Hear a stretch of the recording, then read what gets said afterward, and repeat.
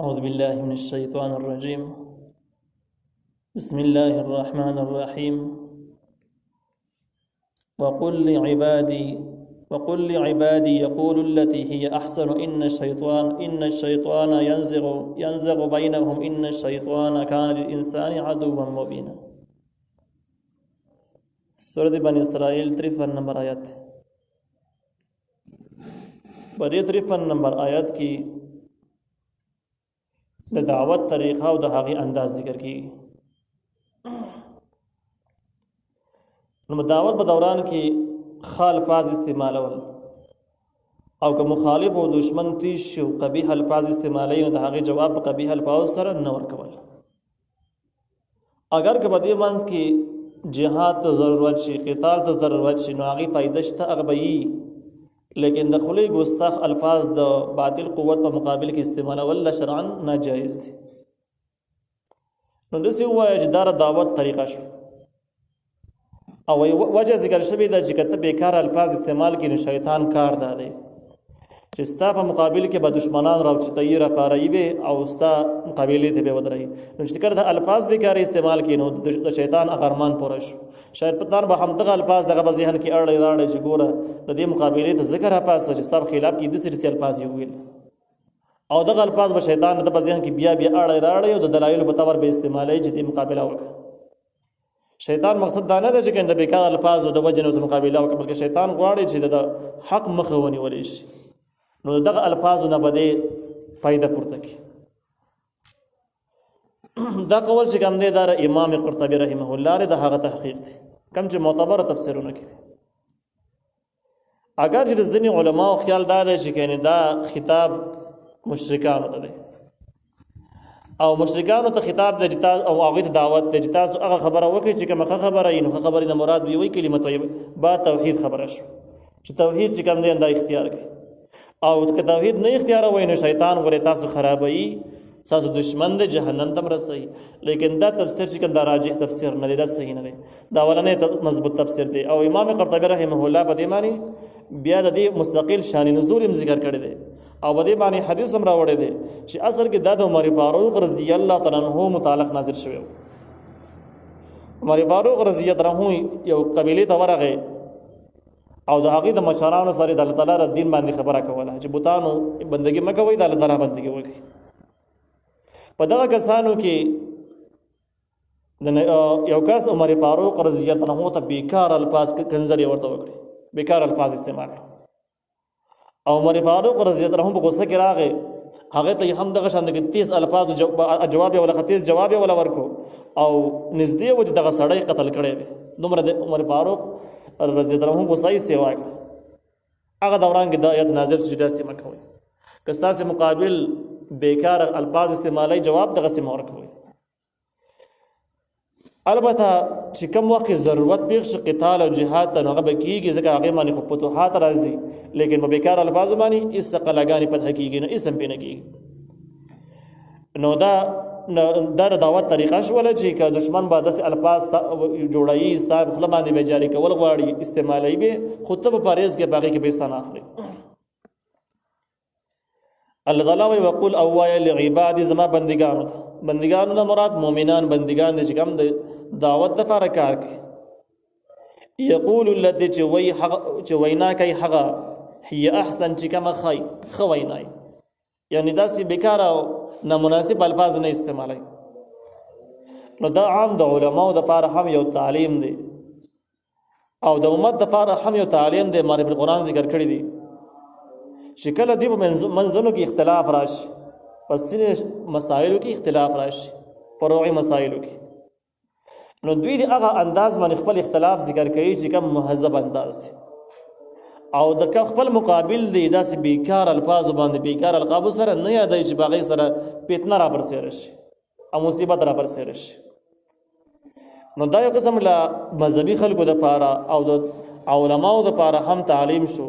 چې خپل اختلاف تحقیق کولی شي، تاسو خپل اختلافي مسایل بیانولی شئ، لیکن خپل مقابل په سپکو الفاظو سره مه یادوئ، په هغې باندې خوشي خوشي فتوی تاسو مه ورکوئ. دغه تحقیقات چې کوم دي دا تفسیر مالک القرآن نقل کړي دي. نو مؤمنانو ته وایي چې دی وینا کې هغه هي احسن چې کوم ښه وینا مناسب وینا فائدې او بیکار الفاظ او بیکار الزامات او ځان وساتي ځکه ان شیطان ينزغ بینهم شیطان وسوسه اچي د په منځونو کې یعنی دشمنیان را جوړي ان شیطان کان للانسان عدوا مبینا یقینا شیطان د انسان د لپاره دشمن دی ښکارا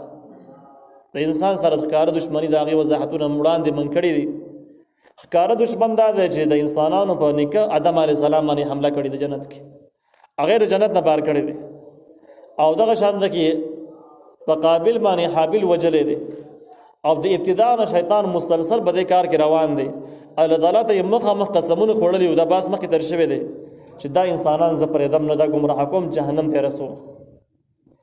هغه ټول وضاحتونه چې راجمه کی نو شیطان دشمنی بیخي واضح ده دشمن شیطان په خپل واضح نه ده شیطان ښکاری نه لیکن شیطان دشمنی بیخي ښکارا ده ربكم اعلم بكم ان يشاء يرحمكم او ان يشاء يعذبكم ربكم اعلم رب ساز پتا سو معنی پويږي ان يشاء يرحمكم که خوښه شو پتا سو برحم وکي او که خوښه شو تاسو له عذاب درکي وما ارسلناك امنه لګل ای پیغمبر ته عليهم بدیمانی وکیلا زموار چې د خلک بخامخه جنت ترسه ټیکداري نه ده صرف دعوت نه دي خلکو زموار ته نه چې زموار یې نه مطلب باندې صرف دعوت دی نو لہذا الفاظ کی بدعوت کی کوشش کوي چې صحیح الفاظ استعمال شي او دوی خلکو په کفر باندې په ناجایز باندې دومره زیات خپکیږي ما ځکه الله تعالی د خبر دی الله تعالی بوله جواب ورکړي دی آیات کې هم دغه دوه قسمه اقوال د علماء را نقل لي چې ربکم اعلم بكم د دې مخاطبین څوک دي چې تاسو رب تاسو باندې پوي که رحم در باندې کوي او عذاب در کوي نو هم دغه تحقیقات د مخکې دغه شان کې روان دي څوک وایي د مخاطبین کافران دي مشرکان دي مشرکان ته الله تعالی وایي تاسو رب تاسو باندې پويږي کوي خوښ شو او تاسو د الله تعالی د دین مستحق وي قابل وي نو تاسو له توفیق درکې د ایمان بیا به در باندې رحم وکي او که تاسو کې صلاحیت د ایمان نو د دین او د ایمان مستحق نه وي قابلیت به تاسو کې نو تاسو دومره سرکشیان ګناونه دومره جغړو جرایمو کې پراته وي چې الله تعالی د توفیق نه درکاو په کوپر باندې مړک للی نو بیا يعذبكم عذاب در درکې تاسو باندې الله پويږي نزل علماء خیال دا چې کنه دا ربکم اعلم بكم لدیم خاطبین نیکان مؤمنان خلق دي نو بیا به معنا دا شي چې رب تاسو خپويږي په تاسو باندې که تاسو د دین د پاره صحیح دعوت وچلاو او دا پورا دینم خلکو ته پورا ورساو نو الله تعالی په تاسو باندې رحم وکي د کافرانو د حملو د هغوی د ظلم او د هغې د قبضې نه هم بچ کړي او که تاسو به دغه دعوت کوتاهي وکړله دعوت هم خلکو ته ونه رساو ځان هم غلی کو کافران به خپل دعوت صحیح وچلی خلک به درنه ګمراه او بېلارې کړي دا علاقې به درنه غونډې ونیسي یعذبکم نو الله تعالی به د کافرانو په لاس باندې تاسو له بیا عذاب درکړي هغې به تاسو هغه ازادي به یرغمان کړي ستاسو په عزتونو به حملې وکړي ستاسو په مالونو به حملې کوي تاسو سرونو به محفوظ نه په داسې نظام کې بیا به تاسو دنیاوي عذاب میلاو شي نو که داسې ووایه چې دا تخفیف دنیاوي دی د مبلغینو دپاره چې که کم خلک مسلمانان د خپل دین صحیح نشریات صحیح دعوت په معاشره کې ونه چلای په دغه معاشره باندې به خامخا کافران غالب کیږي کافران خپل دعوت باقاعده جاری ساتي په مختلفو رنګونو شکلونو کې لګیا دي مناسب اندازونو کې لګیا دي خپل کار کوي نو د اساس د خپل خلک بر دین نه باغیان شي گمراه بشي به شکر دا گمراه شو د دوی په لاسونو باندې به کبر غالب شي او کافران مدلقي ونیسي تاسو له سنگین سزاګان به د اسلام په سر باندې درکړي وما ارسلناك من لګل ته پیغمبر علیهم بدیمن وکیلا زموار نو د سره نبی رسول الله ته هم تسلی شوله چې دعوت ته وشله نو بس تا غاړه آزاد شوله اخو بدیمن دومره زیات خپکیږه ما اگر نبی رسول الله مړغړ خفغان بدیږي کاو چې دغه مضمون مخکې من بیان کړی ډېر زیات بخپو مسلسل بخپو او بده وجه باندې ابو جهل کور ته 50 پیری د شپې ورغله دعوت ورکړی دی په تور تیار کې بارانه کې ورغله دی یو روایت کې دی چې کله چې تور تیاره او سخت باران ورید چې دروازه چا وټکول شپه را وخت ټیم ابو جهل دروازه چې کله وټکه ابو جهل خپل خزې ته ویل چې دا هر څه چې دی خو ډیر مجبور سړی دی چې بلې دومره بارانه کې راغلی دی دا ډیر مجبور شوی دی او چې دې سم غواړي نو دا ډېر غټ مجبور یې زبې خامخه خبر اورم منم به دروازه چې کولا کړ نبی عليه السلام ولاړ ویل صف مسله ده بس ول خبره دا ده چې الله تعالی دین ومنه او الله تعالی دین نه بغیر غر کیږي پاتې کیږي نه او الله تعالی په قهر غضب کې اخته کیږي او موقع سره د الله تعالی د ژوند درکړې د بده کې د ایمان راوړ هغه ورته غوسه شو په دې ټیم باندې بیا په عذاب کړم دا خبره دی بیا راوړل راپسې او مسترد کړ نو دې کې تسلی شو چې تم را په مخه پکېږي بس دعوت چې دی ورک خپل مهنت دی وکړو دعوت په صحیح طریقه باندې وشل اوستا غاړه آزاد را وسی کده خلک منی کوي نه منی الله به پويږي د دې سره کوپر د کافرانو د پاره د اسلام دشمن خلکو د پاره هم یو قسم لزجر چې تاسو ته کوم نه کانو خلکو دعوت درورسته او د آسماني دین او شریعت احکام ته بیان اخو دغه خلک تاسو ذمہوار نه دي چې تاسو به نیکان جوړي مسلمانای به او کدا خلک کدا سو مسلمانان نشي دغه نیکانو خلکو دغه داعیانو غاړ آزاد نشوله او هغه گمراه پاتې شو کار ناقص دي پاتې شو الله تعالی به غنی نه بخي نو چې په دغه تمنش دعوت درورساو دا خلکو غاړ آزاد راو تاسو د الله تعالی په غریب کې اخته چې سره سره کوي سره نه کوي نو ډېر خلک وایي چې یاره زه پلانکی خبره ځکه نه منم چې پلانکی ویل او دغه هغه سبقار دی دغه سره مې عزت دی دغه د وجه نه خدا پلانې کار قصدن د کوم چپې کو نو دې ځکه نه پته ولګېدل چې چپې کې نو ځان به خراب کی او دغه کسانو حصہ د داعیانو حصہ نشي کولای نو هم د گمراهانو د پاره زجر شو هم د نیکانو خلکو د پاره د تسلی مضمون شو چې وما ارسلناک علیهم وکیلا وربك أعلم بمن في السماوات والأرض ولقد فضلنا بعض النبيين على بعض وآتينا داود الزبور فدي آیات کې د مشرکانو د اعتراضونو مختصر جوابونه ذکر شوي دي اشارتان یو اعتراض بدی دا کاوه چې الله تعالی نبی علیہ السلام پیغمبر کا یو یتیم سړی پیغمبر کا نو د سرداران به ویل چې موږ غټ سرداران موجود یو موږ ولې پیغمبران کوله ابو جهل بس نه وړه به ول چې زمانه په قابل بل څوک د زما پیغمبر شوی او کله چا به کې دسی ویل چې دا انسان د انسان پیغمبر کې دی نشي کله دا واقع زموږ دعوت مطلوب وي موږ ته دعوت راکولې نو فرشتہ به را لګلې وي پاک نورانی مخلوق به را لګلې وي انسان به نه را لګلې نو دې ځکه کې داغه جواب ذکر شو چې وربک اعلم بمن فی السماوات والارض الله تعالی ډېر خپويږي په هغه مخلوق باندې چې په اسمانونو کې د هغه چې بزما کړي یعنی فرشتي الله د خې معلومي دي د انسانانو مت صحیح معلوم دي تی مور خایج دا پکارو هغه پکارو الله تعالی صحیح انتخاب کړي دي نبی عليه السلام پیغمبر کړي دي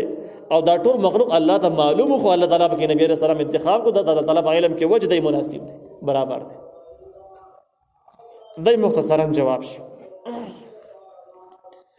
دویم اعتراض د دې داو چیرې په دنیا کې په معاشره کې دی ولغلولی قابلان خلک شته په يهوديانو کې ویلي علما شته په عیسایانو کې شته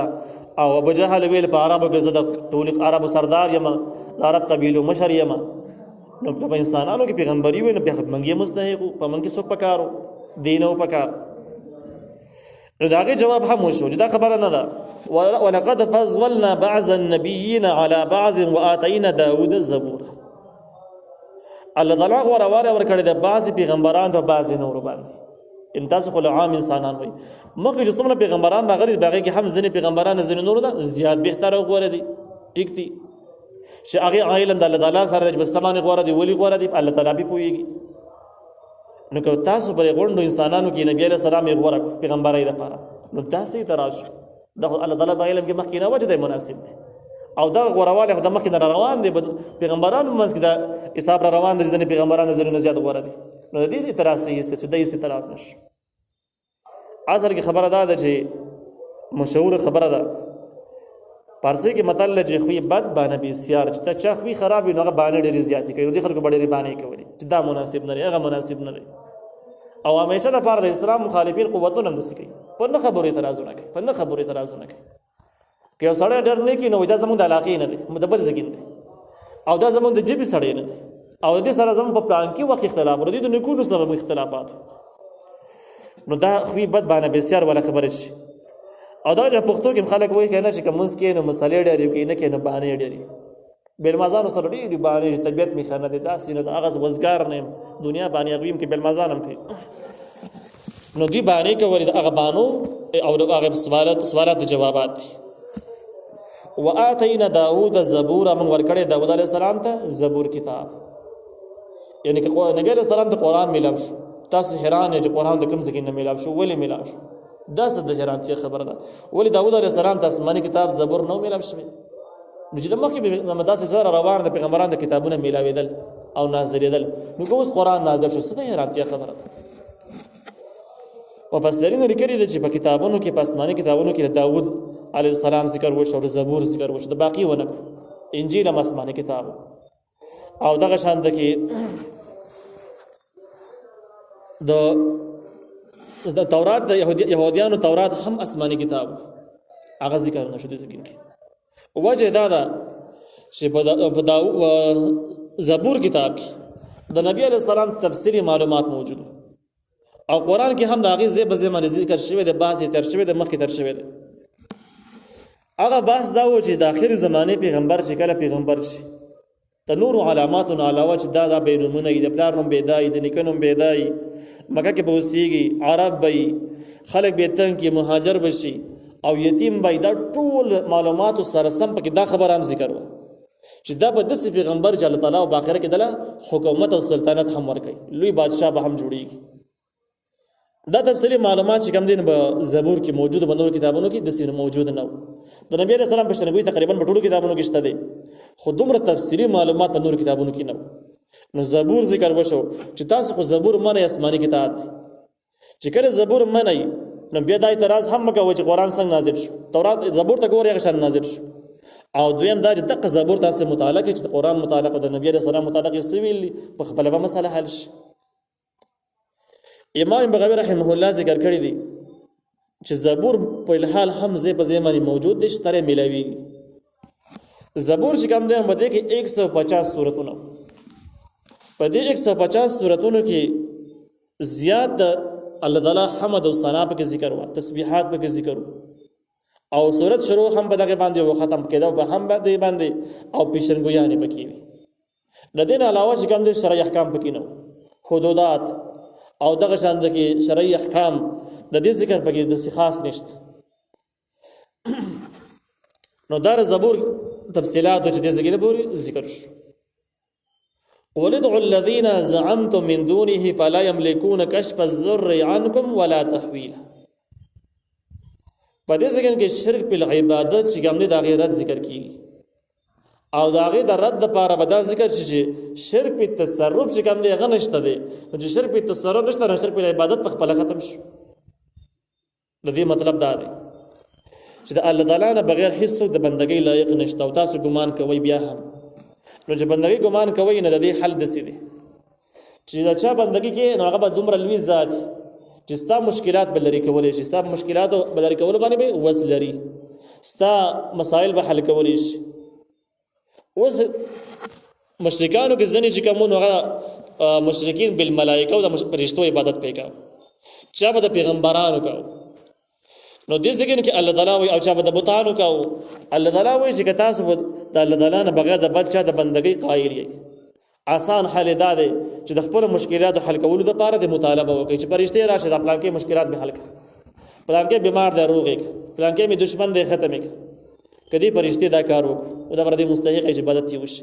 کاغی دا کار ونه کړي د بندګۍ مستحق نه ده. یو نورانی مخلوق د پاک مخلوق د بندګۍ شک نشته، خو د تصرف خو نه لري، کنه اختیارات خو نه لري، نو د بندګۍ لایق نه ده. دغه شان کې پیریان که پیریان سو ژوند دی کولای شي، سوکي وجلې شو، سوکي روغولې شو، سوکي بیمارولې شو. دومره تصرفات لرل په انسانانو کې، چاله رزق ورکولې شو، رچانه کټ کولې شو. نو تاسو به دې معنی پوه شئ د بندګۍ لایق دي. چاله اولاد ورکولې شو، رچانه بندولې شو، نو د بندګۍ لایق دي. خو کدا کارونه نشي کولای نو دا خو د دې سره تصرف اختیارات نشته، چې اختیارات وسره نشته د ځاله مجبوره مخلوق شو به بندګۍ ولې کې، نو بندګۍ په خپل ختم شو. نو دې ځکه یو شرک په عبادت رد وشو او دویم پکې شرک په تصرف رد کیږي چې شرک په تصرف نشته او چې شرک په تصرف نشته شرک په عبادت په خپل باندې ختميږي. نو الله تعالی وی قل ادعوا الذين زعمتم من دونه، ورته وایا د مشرکانو د جراو بلې حق کسان چې زعمتم چې تاسو په ګمان کوئ من دوني د الله نه بغیر، د الله نه بغیر به تاسو د خدای ګمان پیدا جګنده د خدای صفاتونه لري بس راوي غواړي خپل مشکلات حل کول لپاره راغواړي فلا یملکون دی بنا مالکان کیږي کشف الضر د لری کول د تکلیفان کوم تاسو څومره مخلوقات دي که پیغمبران قبرونه کې دي که پرشتي دي که پیریان دي که نیکان خلق دي خو دغه خلق تاسو نه مشکلات لري کولې نشي دې وسه نشته ولا تحویل او نه د بدلولو نه مشکلات یخ نه لري کولې شي او نه بدلول شي بدلول په معنا د اسانه ول سره دي چې نه له مشکلاتو کې اساني راوستي شي او نه د مکمل ختمول شي نو چې کله دا کارونه وست نه لري نو دا مخلوق شو د مخلوق بندگی څوک نه کوي دا ناجایز دي دا بیکاره خوي دي اولئک الذین دا هغه کسان دي ان تاسو چې بندگی کوي فرشتي پیغمبران نیکان اولیاء دا هغه کسان دي يدعون اولئک الذین يدعون يبتغون الى ربهم الوسيله دا هغه کسان دي يدعون چې دوی را بلی یبتغون دوی لټای دغه نیکان خلک دغه فرشتي دغه پیغمبران نیکان خلک لټای الى ربهم الوسيله خپل رب ته سبب د نزدیکېدو یعنی دوی چې چا بندگی کوي نو دغه مخلوقات دسی اعمال کوي دسی عبادت کوي چې الله تعالی ته ځان نزدیک فرشتي می عبادت کوي پیغمبرانو هم کاو نیکان خلک هم کوي او دوی دا سوچ لري چې ايهم اقرب کم یو ډېر نزدیک دی الله ته ويرجون دي امید لري رحمت او د رحمت د الله تعالی ويخافون دي يريغي عذاب او د عذاب د الله تعالی نه ان عذاب ربك كان مخذولا یقین عذاب د رب ست د دې د یری شیز یری قابل لري سړی دی ویری د دې آیات حاصل ده چې تاسو رچا بندگی کوي په نیکان مخلوقاتو کې د بت پرستان رد نشو په نیکانو کې چې کوم فرشتي دي پیغمبران دي اولیاء دي تاسو بندگی کوي نو دغه بندگی لایق ذکر نه دي دغه نیکان خلک د بندگی لایق ذکر نه دي چې هغه په خپل باندې د اعمال کوي چې الله تعالی ځان نزدیک ول غواړي د الله د عذاب نه یریږي د الله د رحمت تمه لري نو څه شو مخلوق شو کمزوري دي بیوسه دي الله تعالی د ځان نزدیک ول غواړي او تاسو ورله د هغه بندگی شروع نو د سی وای د آیات